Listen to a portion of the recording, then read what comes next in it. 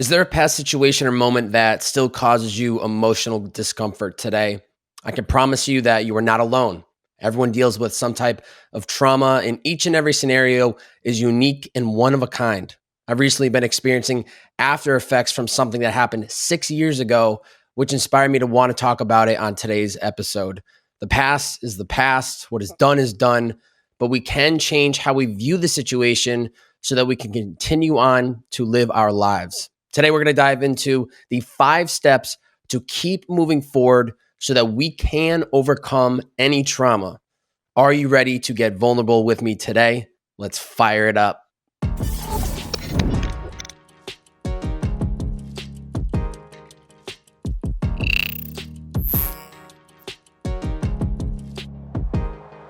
Ladies and gentlemen, welcome back to It's the Bearded Man podcast with your favorite, the world's favorite bearded man, Babe. Each week on these solo podcasts, we dive into topics to help you become the best version of yourself.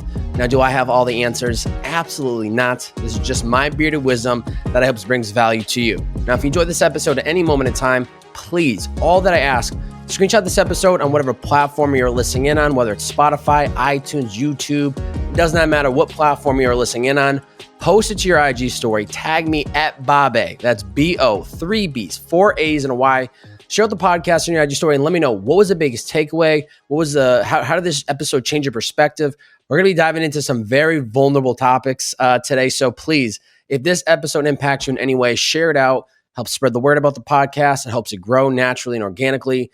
And also, maybe a friend of yours will see this episode and be intrigued and want to learn and listen. And maybe it'll benefit them, and then it's a domino effect. So please, if you have any time today to share it out, please do so. It's really appreciated.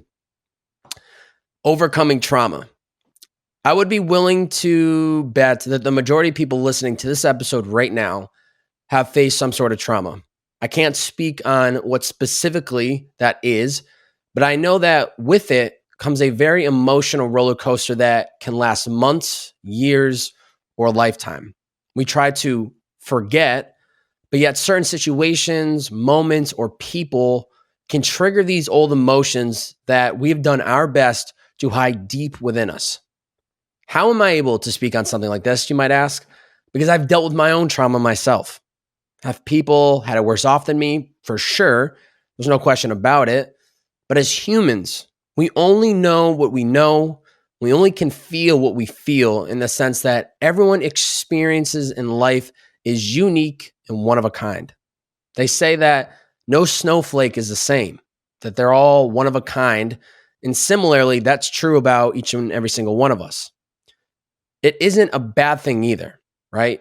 It's what makes the world so beautiful. It's being full of one of a kind people with one of a kind stories, with one of a kind personalities. I've had plenty of my own baggage to deal with in the past, but the one I want to speak on today stems back to spring of 2016 in my last semester of my senior year of college. What was supposed to be one of, if not the best semesters of my college career, was without a doubt mentally the toughest, and that wasn't because of the coursework. Throughout the fall of 2015, I started talking to this beautiful blonde, blue-eyed girl that had just transferred into my college. We spent that semester hanging out a lot, and everything was going real smooth. Once we got back from winter break, everything started to change, and I could feel it. But I tried my best to not let it fall apart. I felt like I could find a way to just bring it back to like what it was before we had left for the break. She had just transferred to the school in the fall, as I said, when I met her, and she was an athlete. By the spring, she had found a new crowd of people to hang out with, and I really felt like I was just kind of phased out. We would still text, we'd see each other from time and time again, but the reality was that things had changed, and it really, really messed me up. I had fallen head over heels for this girl, while it didn't seem to faze her much, and that really hurt me. It started to mess with me mentally, so much that it got to the point that I wasn't able to really eat full meals. There were a few times that I would go out with the boys, drinking, getting hammered, because that's what we did in college. And I would have these breakdowns where I would legit start bawling my eyes out because I would think of her. And it was one of those first times in my life where I realized like putting a Band-Aid on yourself because you think drinking is going to help doesn't actually help. I then started hooking up with this girl that had similar features to her, was blonde and blue eyes, and I felt empty because it still wasn't her. It's crazy to actually reflect on all of this pretty much 6 years later because it was really, really, really a dark time for me. Outside looking in, not a lot of people knew what I was going through. I only spoke about this to a few of my roommates, to my sister who is 2 years younger than me, and just with a wise perspective beyond her years. I felt lonely inside. I was sad a lot, and I kept to myself. I didn't want to express my emotions to anyone because I didn't think it would change anything. And I didn't want to annoy people with the same sob story every single week when nothing had really changed. On top of that, I was graduating college within a few short months with zero clue of what I was going to do next. You put these two things together, mentally kind of unstable because I've fallen head over heels for this girl, which then ripples effect to my physical fitness, and I'm struggling to eat and I'm drinking, not obsessively, but I'm using that as an outlet to escape my mind. And then the reality of I'm about to graduate college, the party is ending, and it's time to become a man. It was not a great time. A lot of my peers look back on their senior spring semester and they look at it as one of the best of their careers. And I honestly cringe thinking back on how mine played out. And no regrets, because as we'll get into it, there's a lot that came from it. Let me make this one thing clear, though. I do not blame this girl at all. This wasn't her fault. She wasn't intentionally trying to make me feel this way. I just got caught up with this narrative that I had created that we were both super into each other and that everything was going to be great until it wasn't. I held on to that lifeline even when the ship had sailed. And I just kept telling myself that at some point it's going to change back the way it was. And it never did. This was way, way before I learned the concept of letting go, because I was holding on to her as if she was going to come back. Fast forward to today, 6 whole years later. And this trauma is something that I still somewhat deal with today. Not on a daily basis. It's not on my mind every single day, but it pops up.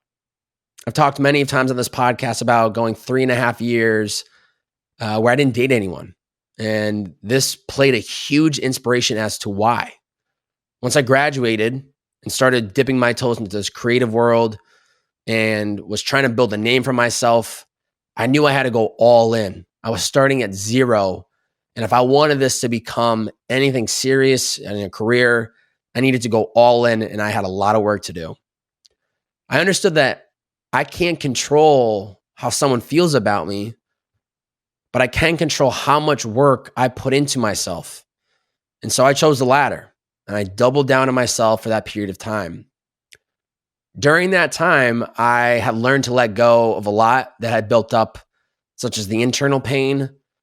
But I never realized that once I got back into dating, these traumas and thoughts would sometimes and pretty often resurface.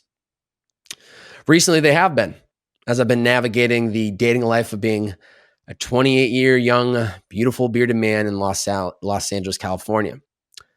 The big after effect that I have recently felt is that lack of communication from another person must mean that they're not interested, because I'm pulling from this internal trauma that I dealt with years and years ago. And I pretty much avoided, trying to attack dating world for that extended period of time. So now I could feel it kind of come back. I get all up in my head, creating this belief that this person can't be interested anymore. That, as I've said and done, that I must have said or done something to throw them off, blah, blah, blah, blah, blah. I'm making assumptions, which I know I shouldn't do. It's not because I want to, but it's this internal itch of, I've been here before. We know how this plays out. They're going to move on. That's just how it's going to go. Being a podcaster, it's clear that I like to talk and share how I'm feeling. But this is one thing that I get scared to mention to somebody because I don't want to scare this person away. I don't want to come off as the crazy guy who caught feelings too quickly, when in reality, I'm just trying to understand where their head is at. Maybe it is my duty to step up and just communicate, which I think I know is the case.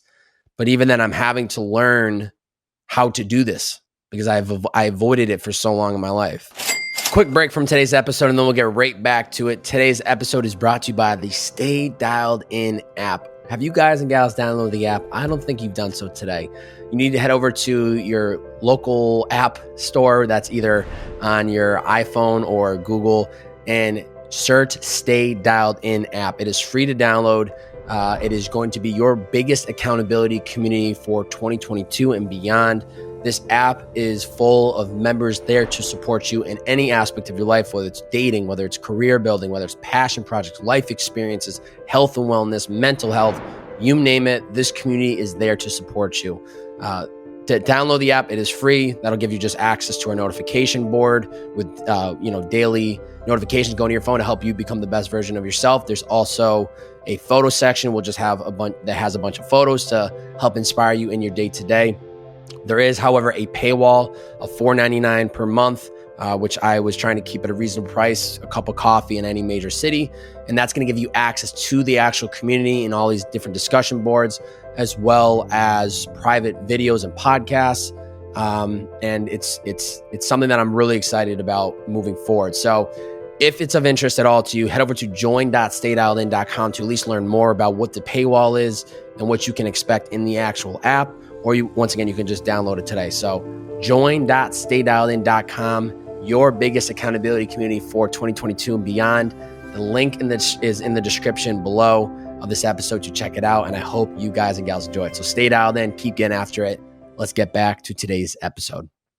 I will say that I'm extremely thankful to have this medium to share with all of you exactly what I'm going through in my life. Having a medium to let out what I'm feeling is one of my therapies that helps my mental health, and I hope it brings some type of value or entertainment to all of you listening right now. This isn't a pity party for me either, okay? This is just the full, authentic truth that I hope you may be able to learn from, relate to, as you're going through your own traumas that you've dealt with recently or in the past. I hope that this can just be one small example that we're all human and that we all go through different experiences and we all will learn from them in some way, shape, or form. So these are the 5 steps that I've learned that I think help keep me moving forward from past traumas. Number 1, look at the past in a positive lens. To a certain extent, we can't control outcomes in our life, but we can always control the perspective from which we view them. Looking back on my situation, it can be easy to get caught up in holding on to these negative emotions that come from that experience. But that would do my future self, honestly, a disservice. Instead, I try to look back on this time period with a positive lens and look at it for how it helped me become who I am today. Because of that experience, I learned to fall in love with myself first. I learned that I can't control how someone feels about me. I learned that things won't always go the way we'd hope them to go, wish for them to go. And that's just part of life. Don't need to feel negative about it. It's just more about being acceptance of it. With these 3 new learnings, I can remind myself of them in the future and in other situations that I may find myself in, which can help me respond to the situation in a more favorable manner rather than letting it get the best of me. In the dark moments of these low points, it will feel like the weight of the world is on your shoulders, or as if somebody's sitting on your chest and it's hard to breathe. But trust and know that things will get better. And I'm not just saying that just to say that. I'm speaking from very honest personal experience. Things do and will get better. So the first step to overcoming trauma, look at the past in a positive lens. Regardless of how tough it may have been in the moment, try to find a lesson or takeaway that you can equip yourself with for the future. Number 2, prioritize self-care. If you're going through some sort of trauma right now, this may be one of the first and most important steps to start taking. And if your trauma is from a while ago, this still is something extremely important that we should all prioritize. Self-care is crucial for every single one of us. There is no wrong or right way to do it. It'll be different from case to case. For me, self-care is taking the time to prioritize the things that help me feel my best self, such as daily fitness, daily meditation, journaling, listening to podcasts, reading, having stillness. For you, it could be treating yourself to a solo dinner, going on a shopping spree, getting a massage, or whatever it might be. If it makes you feel good, that's self-care. And I will caveat and say, booze, drugs, yeah, it might make you feel good, but I don't think that's what you want to do when it comes to self-care.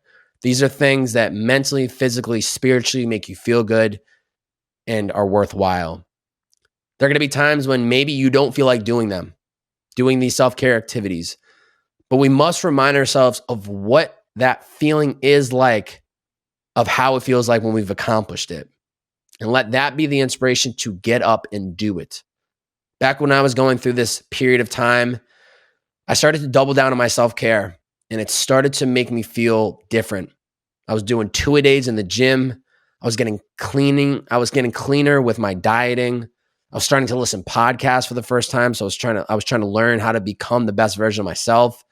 I kept busy every hour of the day so that I wasn't caught sitting in my emotions, and it made a difference. So the second step to overcoming trauma, prioritize your self-care, because it will help make you feel better on the inside. The healing starts within, which then ripples onto the outside. Number 3, find mediums to clear your mind. As I mentioned earlier, having this podcast outlet has been my saving grace because it's given me a space to express how I'm feeling. Whether it's the process of writing the actual scripts, to recording them like right now, to releasing them to the world, it feels so good to express myself. Is podcasting or writing the only mediums to clear your mind? Absolutely not. There are endless possibilities. Once again, you and I must find what mediums work for us. Maybe yours is painting, singing, poetry, talking to a friend, or insert any idea that comes to mind. They all are ways to express your mind. If it works for you, double down on it. If it helps you feel better and it allows you to express those thoughts that are running a million miles per hour in your head, then by all means, continue to do it. I cannot stress enough the importance of finding mediums that allow us to clear our minds. It is absolutely crucial for our well-being and for us to overcome any traumas.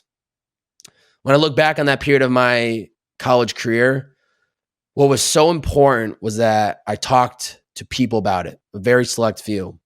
It would eat me alive when I was sitting in my room by myself just thinking. But anytime I had someone to express what I was going through, I instantly felt better. So at the very bare minimum, tell somebody how you're feeling. Third step to overcome traumas, find mediums to clear your mind and use them as often as you need to. There is no right or wrong medium. We just need to find what works for us. Number 4, patience in the healing. Let's be honest for a second. Does anyone actually enjoy the word patience, right? I think anytime we see it or we hear it, we resist it because we know what that means, that we must wait. And what do we hate to do in 2022? Wait. When I was going through my situation in college, I knew that time would heal the wound, but I also was looking for anything that would be a quick fix. The reality is this: healing from any type of trauma will take time. There is no, it will take 3 months, 1 year, or 2 years to heal, because it varies case by case, scenario by scenario. Just like I said earlier with that, every snowflake is unique and one of a kind. So is our experience with overcoming traumas, right? It took me a solid 4 to 5 months to really dig myself out of that hole that I was in. But then with time, sure enough, I started to get better. Even then, I feel like I'm somewhat dealing with the after effects, as I talked about earlier, almost 6 years later. Not nearly to the extent that I dealt with at the time, but there's still this deeper inner voice that I try to ignore and get rid of. But it somehow, some way finds a way to pop back up into my life when I least expect it. So the fourth step to overcoming trauma, have patience in the healing. It won't happen overnight, but it sure will get better day by day. And number 5, embrace self-compassion. I didn't even realize the word self-compassion existed until I looked it up. And the definition is this: having compassion for yourself means that you honor and accept your humanness. Things will not always go the way you want them to. 2 great reminders in this definition. First off, honor and accept your humanness. Whatever you're feeling during or after these moments of trauma, allow yourself to embrace it. At the time when I was leaving parties, drunk, bawling my eyes out because I felt weak and not quote unquote manly, especially going to a college that was 65, 70% males. But I was thankful that I was directly surrounded by men that saw me as a human, and they understood and recognized that I was going through a difficult time. Second call out: things will not always go the way you want them to. This is a fact of life, ladies and gentlemen. Do not run from it. My example: the girl didn't feel the same way that I had felt about her. As much as I didn't want that to be the truth, I eventually learned how to embrace that was the truth. Once I was able to accept it, I was then able to deploy some self-compassion for myself and understanding that clearly I wanted things to go the opposite way that they were going, and I was hurt by it.